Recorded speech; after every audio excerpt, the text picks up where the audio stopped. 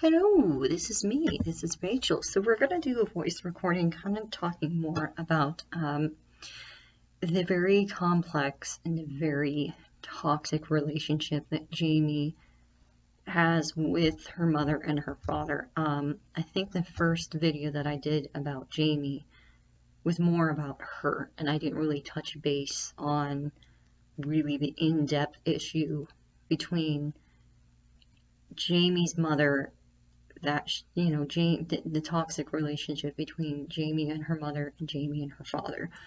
I don't think I really touched base on that, but with this voice recording, we're gonna do that.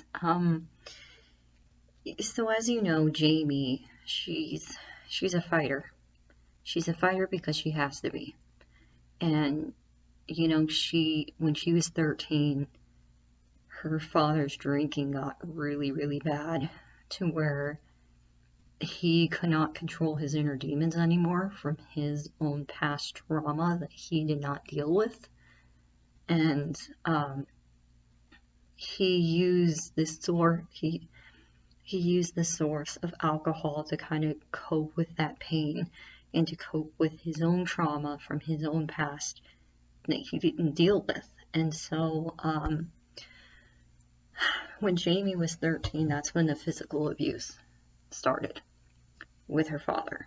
And in book 2, in Fractured Wings, which I am still working on, still, sculpting the chapters and everything, it's going to talk about those moments. It's going to talk about those really in-depth moments of memories that Jamie desperately tries to suppress because she doesn't want to think about it because it's too painful. And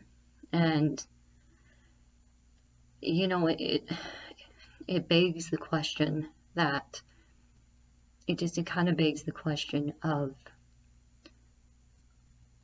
can you forgive somebody, really truly forgive somebody that has physically abused you for years? Someone that you once loved, someone that you once trusted. Could you push your anger and push your wrath and push those emotions aside and forgive them?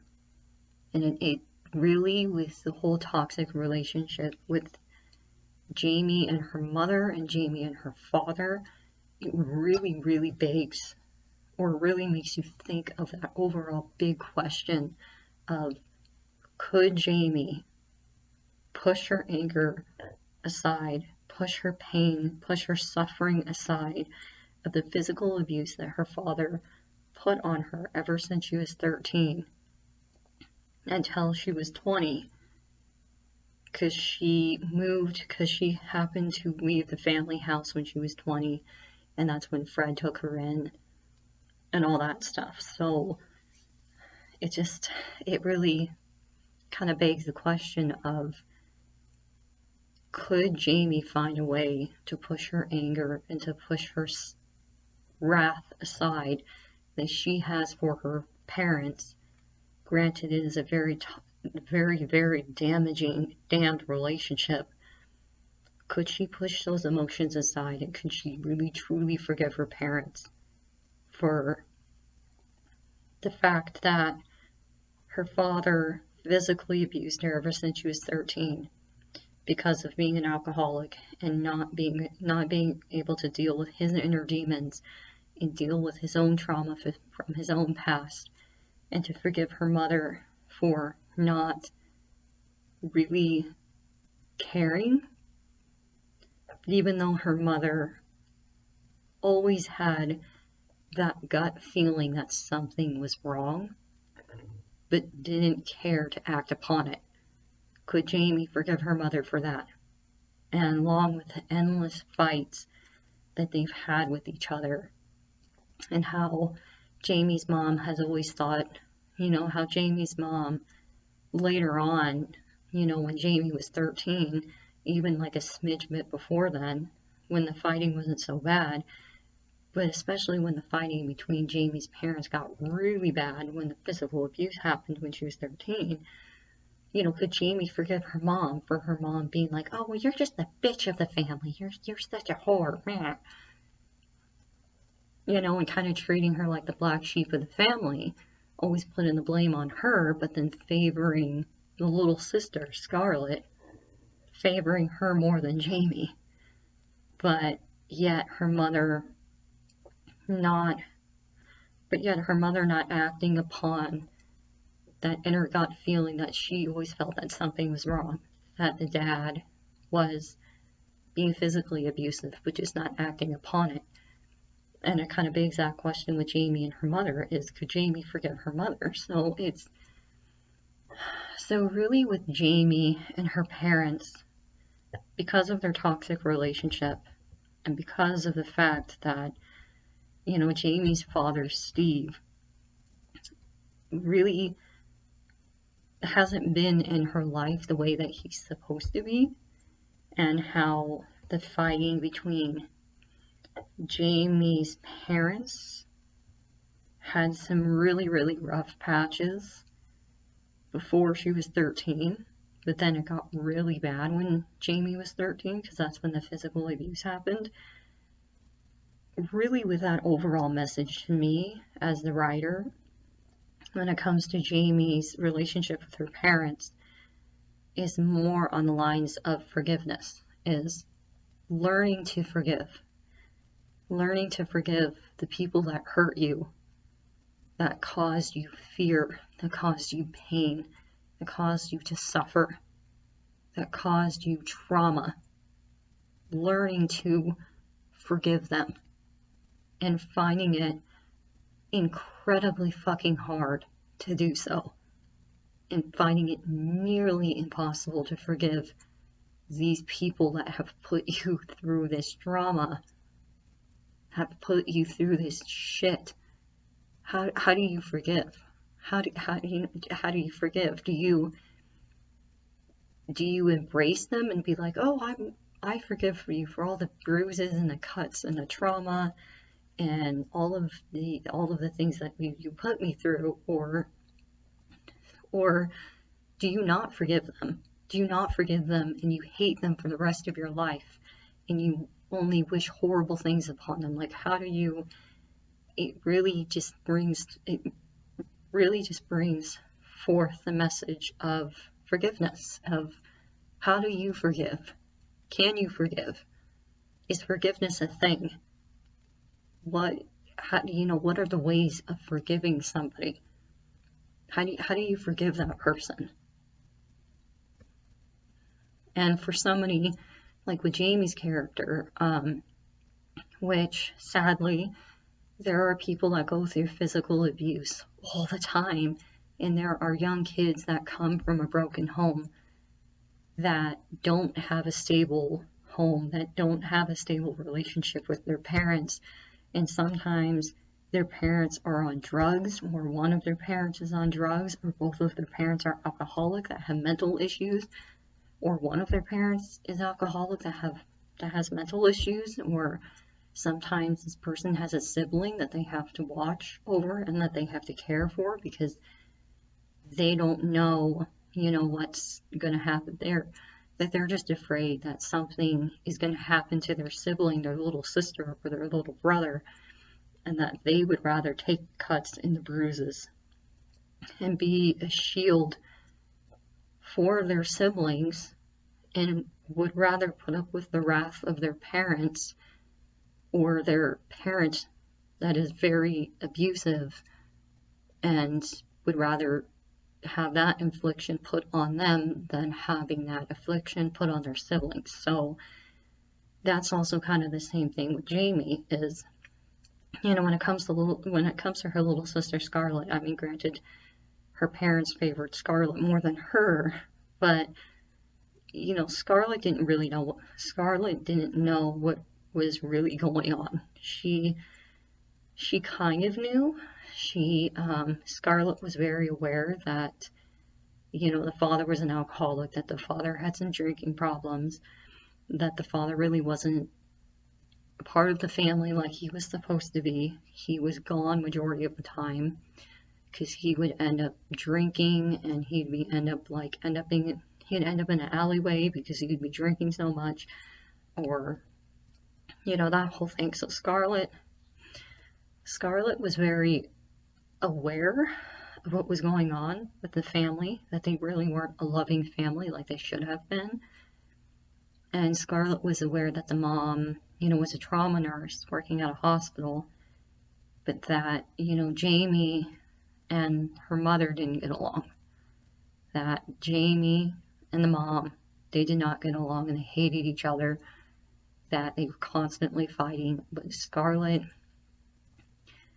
to me, I think Scarlett didn't quite realize that the dad was being physically abusive towards Jamie because of the fact that he was an alcoholic and he didn't deal with his own trauma from his own past. And Scarlett, being young as she is in Broken Angel, she didn't quite realize that there were many reasons as to why Jamie hated their father and hated him with all of her soul, and that she was afraid of him. And Scarlett didn't quite realize that,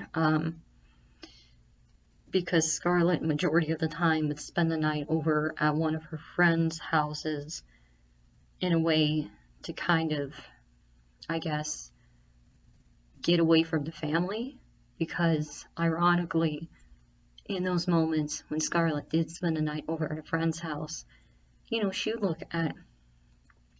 look at her friend's family, and she would see, how much the parents love their children, and how much the parents embrace their children, and how much the parents would do anything for their children and love them. And there was just that wholesomeness and that love within the family, and that togetherness. And a lot of times Scarlett envied that because she didn't have that at home. She didn't have parents that loved her. She didn't have a stable father figure that would be concerned about the children and would be concerned about his daughters and worry about his daughters. She didn't have a mother that she could go to that could give her advice on important things that she would have to face, and a mother that would love her unconditionally. Even Scarlett, when she would spend the night over at a friend's house, she didn't have those things. So even Scarlett, being as young as she is in Broken Angel, she's very smart, and she's very aware, and she figures out the difference between the family that she has, which is a broken family with parents that aren't really a part of her life, versus when she spends the night over at a friend's house, she sees that, this friend's family there's love there. There's genuine, wholesome love in that family of parents who care, which is sad and it's tragic. But that makes you kind of realize, going back to Jamie, why she hates her parents so much. Why there's just so much toxicness between Jamie's parents and her, and why she hates her parents, and why it is so hard for Jamie to forgive. Why it is so damn hard for Jamie to forgive. Why it is impossible for her to forgive. And why the very concept of forgiveness is so hard, especially for somebody who has been physically abused, who only knows fear and trauma, who has to put up a brick wall, who has to fight to survive, for their mental health, for their being, for their sanity. Why that's hard. And there are moments with Fred, because Fred is a father figure. Fred becomes the father figure that she's never had. And there's a special sacred bond between Jamie and Fred actually gives a damn about Jamie and views Jamie as a daughter that he's never had, and actually cares more about her than her own parents. And, And he's a parole officer for troubled youth who was a homicide detective before he became a parole officer. And he was a homicide detective for a couple of years.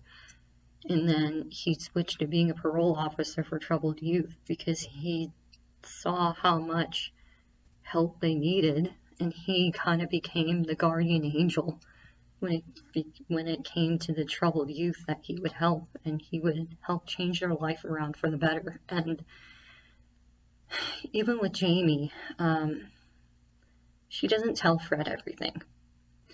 She doesn't. There are some things that she doesn't tell him because of the memories of the abuse are too painful. And it's going to dive into one of the memories of when she was, I believe she was 14, and that's when the physical abuse started getting really bad, because it started when she was 13, but that was when, she was 14. That's when it was full-blown horrible, and her dad just kind of skipped out on the family, and basically he was gone. He was a goner. He let the alcohol control him. His inner demons. He was gone. In that sense. And God, it's so sad. Jamie remembers when she was 14, her dad came home. He was drunk. He physically abused her. And there were times where he would physically abuse her to where she'd be unconscious and she would have to go to the hospital. And she remembers one of those moments, one of those nights where she was 14, Scarlett was spending the night at a friend's house. The mom found Jamie unconscious, horrible welts and bruises all over her body. That, like, hours earlier, the dad had beaten the shit out of Jamie, and after beating her, kind of left the house and left to go drink again after he realized, oh shit, what he's done, and, handle it that way. And Jamie remembers how Anne, her mother, found her and brought her to the hospital. And that, 14-year-old Jamie, she's very quiet, but she had horrible welts and bruises, and cuts all over her body.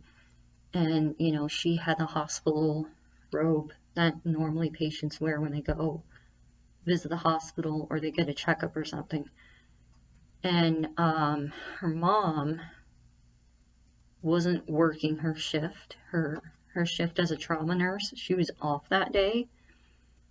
And she wasn't working, but she had to go do errands and run around and all that stuff. And her mom found her. And so, Jamie's rushed in the ambulance. She's in the ambulance car. She's rushed to the hospital. And she's in the hospital patient room. And, she gets a checkup from the nurses. And, Anne lets them do their thing. And one of the nurses, at one point, goes up to Anne, her mother, and she's like, how did she get these bruises on her body? She's 14. What happened? And her mother, Anne, has an inkling that she knew what happened, but she makes up an excuse as to, Jamie, she fell down the stairs. Oh, she's clumsy. It's nothing really. And, and the nurse, and one of the nurses who works specifically with abused children, that she doesn't believe what Anne is saying, because she's like, I work with abused children as a part of a nurse. I work with abused children. I have to deal with those cases all the time. And I'm telling you right now, the bruises that are on your 14-year-old daughter, those are not bruises that somebody gets when they accidentally fall down the stairs. She has horrible purple bruises all over her body, welts and cuts. Those are bruises that are inflicted on somebody who has been physically abused. Those are not bruises that somebody gets just merely falling down the stairs.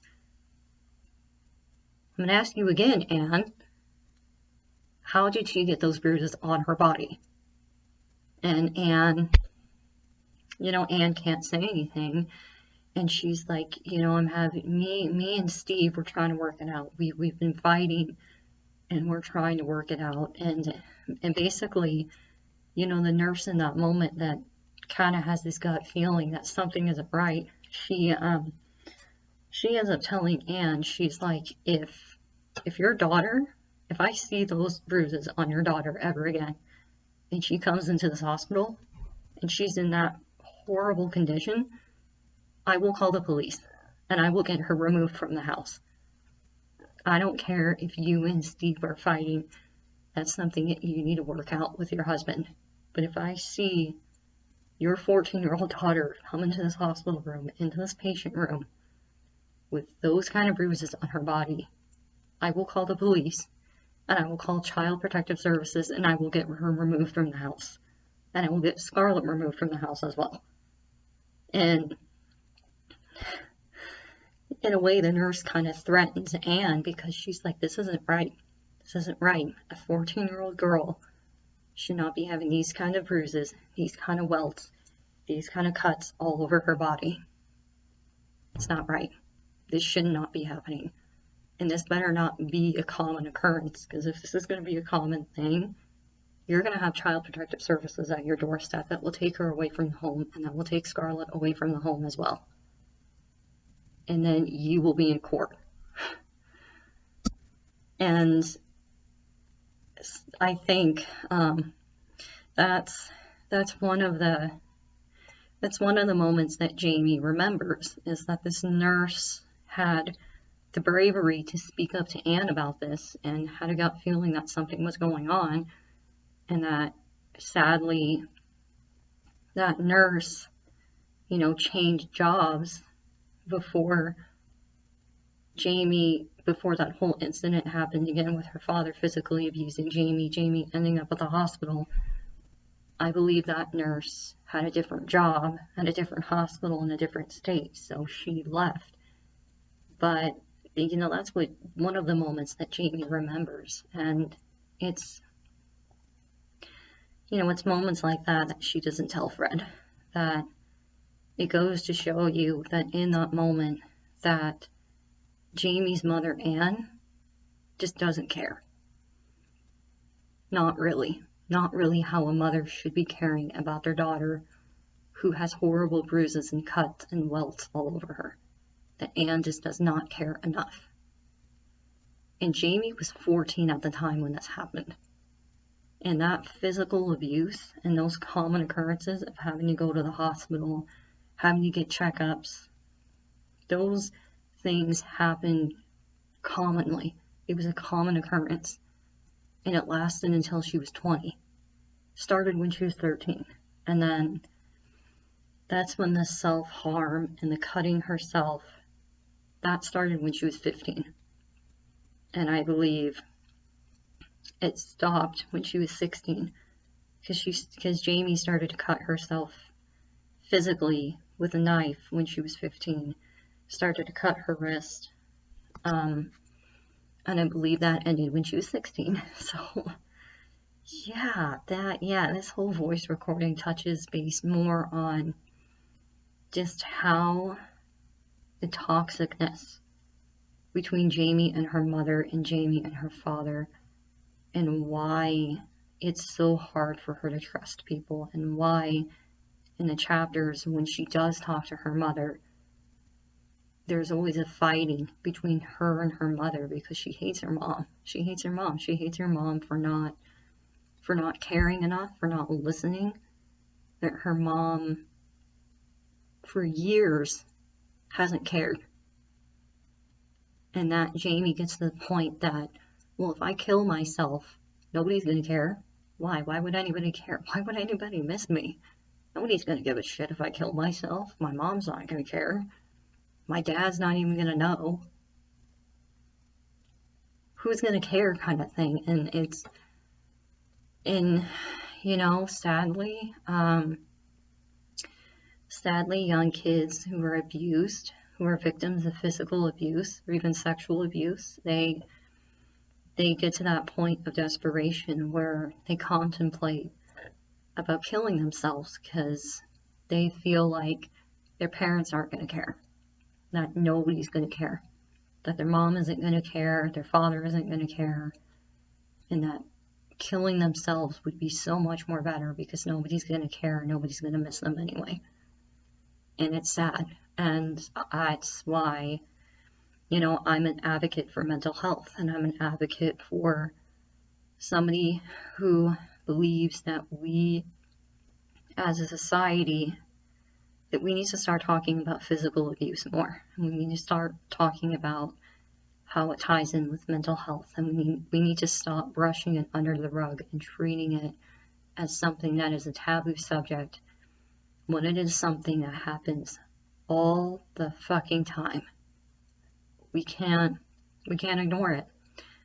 And as a society, we tend to do that. We tend to, especially when it comes to mental health and physical sexual abuse, even when it comes to the church, especially when it comes to the church,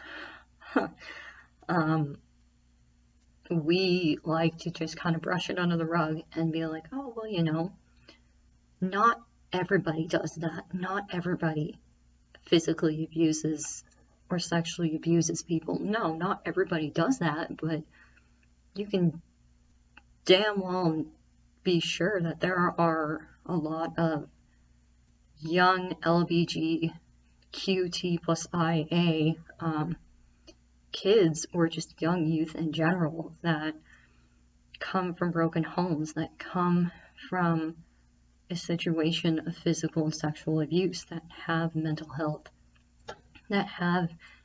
health issues that tie in with that abuse. And that, when we look at these kids